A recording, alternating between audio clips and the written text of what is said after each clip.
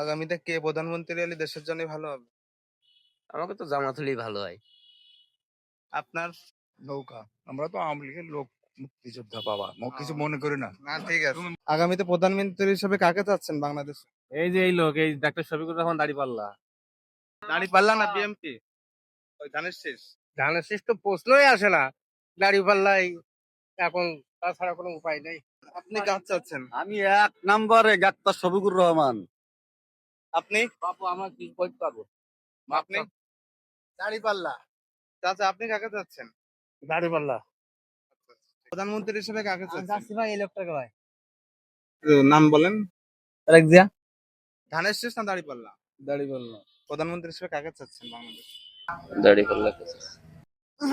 প্রধানমন্ত্রী হিসাবে বাংলাদেশে কাকে চাচ্ছেন? ডাক্তার শফিকুর রহমান। কাকে চাচ্ছেন প্রধানমন্ত্রী হিসেবে, দাঁড়িপাল্লা না ধানের? প্রধানমন্ত্রী তো সবাই চায়, কিন্তু মনে থেকে দাঁড়িপাল্লাই চায়।